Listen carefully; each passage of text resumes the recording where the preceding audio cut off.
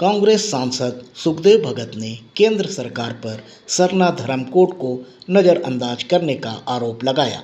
उन्होंने कहा कि 50 लाख लोगों ने खुद को सरना धर्मावलंबी बताया, फिर भी सरकार कोड देने से बच रही है।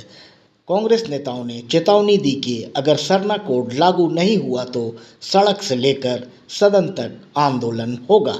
मैं करूंगा कि वो संवाददाता सम्मेलन को आप लोगों के मौलिक अधिकार का हनन किया जा रहा है, कोई व्यक्ति के द्वारा नहीं, ये सरकार के द्वारा है। मैं समझता अपने आप में ये देश के समक्ष बहुत बड़ा यक्ष प्रश्न है। और आज मैं ये जरूर कह सकता हूं कि लगातार जो सेंसस होता रहा है और लगातार सेंसस होता रहा है, लेकिन भारतीय जनता पार्टी ने ये अलग बात है कि सरना धर्म के लिए अलग से कॉलम नहीं था, लेकिन अन्य कॉलम था जिसमें तकरीबन मैं समझता हूं कि 90 लाख लोगों ने अन्य कॉलम में अपनी धार्मिक आस्था उसमें अंकित किया था। और निश्चित रूप से 49.57 लाख, तकरीबन 50 लाख लोगों ने सरना धर्म अंकित किया था। लेकिन एक सुनियोजित षड्यंत्र के तहत आदिवासियों की धार्मिक पहचान मिटाने के लिए भारतीय जनता पार्टी की सरकार ने अन्य कॉलम को हटा दिया। और ये मैं इसलिए इस बात को कह रहा हूं कि क्योंकि मैंने कहा कि जब मौलिक अधिकार की बातें आती है और मौलिक अधिकार का तक हम जनगणना में अपनी पहचान हमारी हो, क्योंकि आदिवासी प्रकृति के पुजारी हैं। पूरे देश में 15 करोड़ आदिवासियों की जनसंख्या है और एक तरफ करीब हमारे 40 लाख हमारे जैन धर्मावलंबी हैं, हमारे भाई लोग। बौद्ध लोग हमारे भाई लोग वो तकरीबन 80 लाख हैं। हमारे सिख भाई वो तकरीबन 2 करोड़ हैं। जो माइनॉरिटी सेक्शन के लोग हैं उनके लिए भी जनगणना कॉलम में उनका धर्म अंकित है।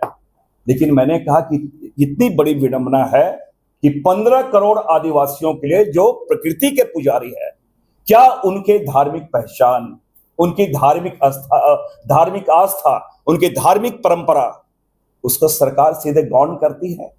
और सबसे दुखद स्थिति यह है कि एक तरफ सरकार पशुओं की गणना करती है, बाघ की गणना करती है, लेकिन क्या आदिवासी इस देश के नागरिक नहीं है?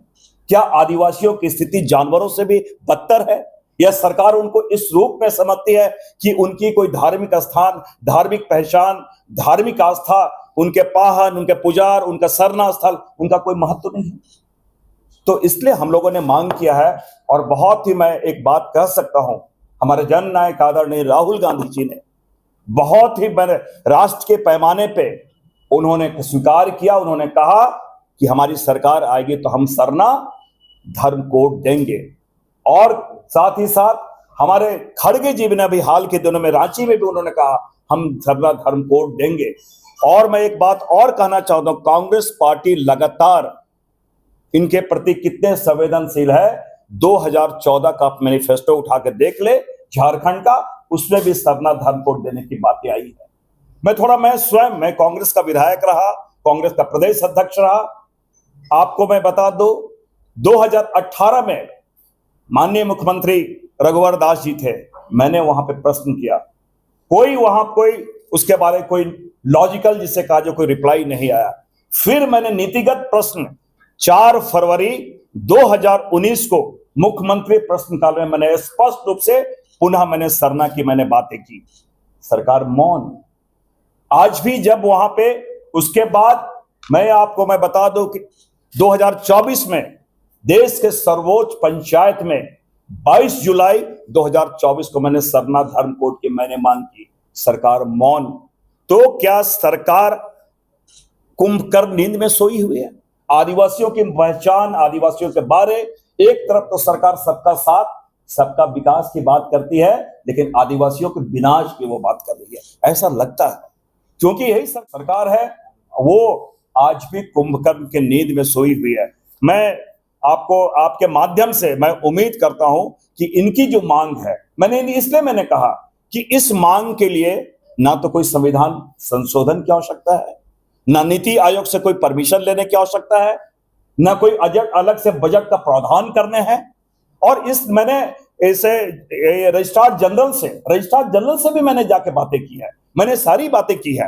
कहने का मतलब है कांग्रेस पार्टी अपनी प्रतिबद्धता के साथ इस चीज को आदिवासियों के साथ खड़ी है। और आज मैं आपके माध्यम से चुनौती देता हूं, जिस प्रकार हमारे अध्यक्ष आदरणीय खड़गे जी ने, आदरणीय राहुल गांधी जी ने खुलेआम उन्होंने पूरे मंच से उन्होंने कहा सरना धर्म कोड के बारे मैं चैलेंज करता हूं, उनके भारतीय जनता पार्टी के अध्यक्ष नड्डा जी या मोदी जी इसके बारे में बात करें, सरना के बारे में मंच से बात करें। मैं उन्हें चुनौती देता हूं, अगर आदिवासियों की प्रतिनिधि है तो उनके बारे में वो बात करें। इसलिए हमने कहा कि आज वक्त हो गया है कि हम अपनी बातों को लेके करें। और इसलिए मैंने कहा कि सरकार 6 कॉलम दी है, अन्य कॉलम उन्होंने हटाया है। ये एक षड्यंत्र लगता है कि इस देश में 3000 जातियां हैं, 3000 जातियां हैं, 25,000 करीब उप जातियां हैं। इस देश की खासियत यह है कि यहां इस देश की खासियत है कि अनेकता में एकता, हिंद की विशेषता, हर लोगों को उनकी आस्था, उनकी पहचान, उनकी चीजों को सरकार ने संवैधानिक प्रावधान के तहत प्रदत्त की है। बाबा साहब अम्बेडकर साहब ने दिया है। लेकिन यह सरकार सारी चीज पे कुंडली मार के बैठी है और ऐसा लगता है कि वो संविधान को नहीं मान के नागपुर के इशारे पे सोची समझी साजिश के तहत यहाँ के आदिवासियों को समाप्त करने का जो भारतीय जनता पार्टी के द्वारा जो कुचक्र चलाया गया है कि कल के तारीख में जो आदर्श का जो कॉलम था उसको हटा करके जिस प्रकार से देश के आदिवासियों के साथ भारतीय जनता पार्टी गद्दारी करने का काम की है, भारतीय जनता पार्टी को भारत देश के आदिवासी कतई माफ नहीं करेंगे। और अगर इस बार के गणना में जिसको कि झारखंड सरकार ने पहल किया और विशेष सत्र बुला करके सरना धर्म कोड बिल प्रदेश से पास किया, दिल्ली में जितने भी भारतीय जनता पार्टी के लोग बैठे हुए हैं वे लोग जानबूझ करके हमको बैकफुट में रखना चाहते हैं। कांग्रेस पार्टी ने निर्णय लिया है, आदरणीय राहुल गांधी जी के, आदरणीय हमारे राष्ट्रीय अध्यक्ष मल्लिकार्जुन खड़गे जी के आदेश निर्देश पर हम लोग पूरे देश में सरना धर्म कोड लागू करो, उसको लेकर के हम लोग आंदोलन करेंगे। और झारखंड प्रदेश कांग्रेस के द्वारा 26 मई को राजभवन के समक्ष हम अपनी मांग को लेकर के हम धरना देंगे और भारतीय जनता पार्टी की जो सरकार है महामहिम राज्यपाल के द्वारा एक मैसेज करेंगे कि आप जिस प्रकार से बिना अचानक से आपने जातीय गणना का घोषणा किया है, गणना से पूर्व आप जो है सरना धर्म कोलम आदिवासियों को देने का काम करें। और अगर धर्म कोड अगर ये लोग लागू नहीं करते हैं तो यकीनन मानिए कांग्रेस पार्टी हम यहाँ पे सड़क से लेकर के सदन तक भारतीय जनता पार्टी के नेताओं को कटघरा में